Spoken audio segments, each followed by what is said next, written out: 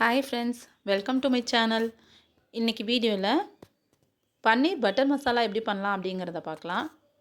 இதுக்கு தேவையான இன்க்ரீடியன்ட்ஸ் எல்லாம் மென்ஷன் பண்ணியிருக்கேன், செக் பண்ணிக்கோங்க.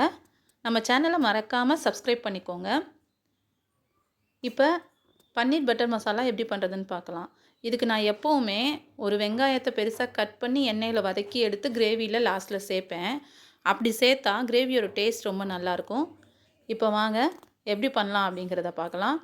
ஒரு பேன் வச்சுட்டு அதில் ஒரு அரை டேபிள் ஸ்பூன் நெய் ஊற்றி கட் பண்ண பன்னீர் பீசஸ் எல்லாம் அதில் இந்த மாதிரி திருப்பி போட்டு ஃப்ரை பண்ணி எடுத்துக்கிறோம். லைட்டாக கலர் சேஞ்ச் ஆகிற மாதிரி எடுத்துக்கணும். அப்போ இந்த மாதிரி மெத்தடில் பண்ணுறப்ப பன்னீர் ரொம்ப சாஃப்டாக இருக்கும், ஹார்டாகாது. இதையும் நம்ம ரொம்ப நேரம் போட்டு வறுக்கக்கூடாது. 2 சைடும் கலர் சேஞ்ச் ஆனதையும் உடனே எடுத்துடணும். இப்போ நான் கட் பண்ணி வச்சுருக்கிற பன்னீர் பீசஸ் எல்லாம் இந்த மாதிரி நெய்யில் வறுத்து எடுத்தாச்சு. எடுத்துட்டு அதுக்கப்புறமா நான் ஒரு 3 சின்ன தக்காளி எடுத்திருக்கேன், 2 பெரிய வெங்காயம் கட் பண்ணி வச்சுருக்கேன், பூண்டு ஒரு 6 பல், இஞ்சி ஒரு இன்ச் அளவு, அடுத்தது 2 வரமிளகாய் எடுத்திருக்கேன். இப்போ அதே பேனில் எண்ணெயை ஊற்றி வெங்காயத்தை வதக்கி எடுத்துக்கணும். இப்போ நம்ம எடுத்து வச்சுருக்கிற இன்க்ரீடியன்ஸ் எல்லாம் 1 பை 1 அந்த எண்ணெயில் வதக்கி எடுத்துக்கணும். இதை தான் நம்ம ஒரு பேஸ்ட்டாக ரெடி பண்ண போகிறோம். பூண்டு இஞ்சி வதங்கினதுக்கப்புறம் வரமிளகாயையும் போட்டு வறுத்தெடுத்துட்டு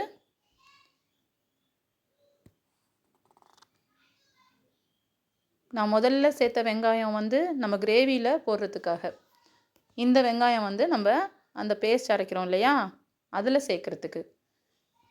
அடுத்தது முந்திரி ஒரு 10 முந்திரி எடுத்திருக்கேன்.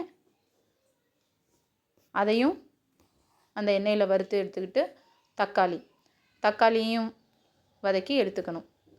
தக்காளி சீக்கிரமாக வதங்கிறதுக்கு உப்பு சேர்த்துருக்கேன்.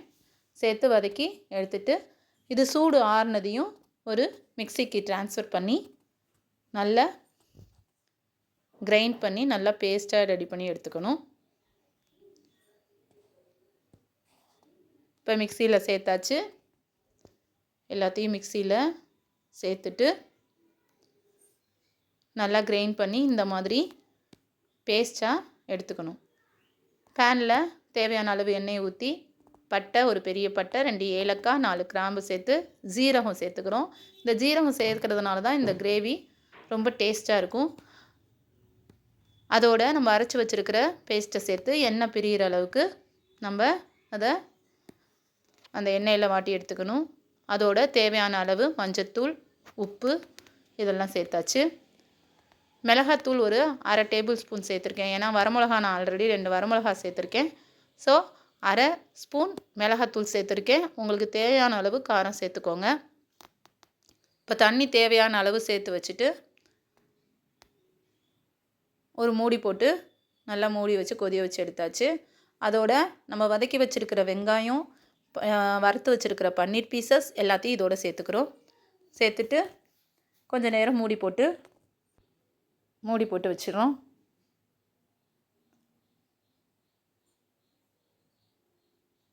அதுக்கப்புறமா இதோட நம்ம பட்டர் சேர்க்கணும். பட்டர் ஒரு பெரிய ஸ்பூன் அளவு இதில் பட்டர் சேர்க்கணும். இப்போ கிரேவி திக்காகிற வரைக்கும் நம்ம அதை நம்மளுக்கு எவ்வளோ கன்சிஸ்டன்சி தேவையோ அந்த மாதிரி ரெடி பண்ணி எடுத்துக்கணும். ஒரு பெரிய ஸ்பூன் அளவு பட்டர் இதில் இப்போ சேர்த்துருக்கேன். சேர்த்துட்டு இதில் மேத்தி லீவ்ஸ், அதாவது வெந்தய கீரை இருக்கு இல்லையா, அதை காஞ்சதை நம்ம இது மாதிரி க்ரஷ் பண்ணி இதோடு சேர்த்துக்கிறோம். இந்த பன்னீர் பட்டர் மசாலாவில் இந்த மேத்தி லீவ்ஸ் சேர்க்குறது தான் அதுக்கு ரிச்சான மசாலாவாக நமக்கு கிடைக்கும். ஸோ அவ்வளோதான். இப்போ நம்ம எல்லாருமே இதோட சேர்த்தாச்சு.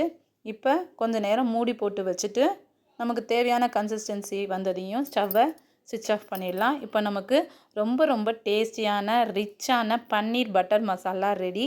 இது சப்பாத்திக்கு ரொம்ப டேஸ்ட்டாக இருக்கும், நல்லாயிருக்கும். இதை நீங்கள் இட்லியோடு சாப்பிட்டு பாருங்கள். ரொம்ப ரொம்ப சூப்பராக இருக்கும். இட்லியோடு ட்ரை பண்ணி பார்த்துட்டு செஞ்சு பார்த்துட்டு எப்படி இருக்குது அப்படிங்கிறத கமெண்ட் செக்ஷனில் மென்ஷன் பண்ணுங்கள். இந்த வீடியோ பிடிச்சிருந்தால் லைக் பண்ணி ஷேர் பண்ணுங்கள், கமெண்ட் பண்ணுங்கள். இன்னொரு நல்ல வீடியோவில் மீட் பண்ணுறேன். Bye friends.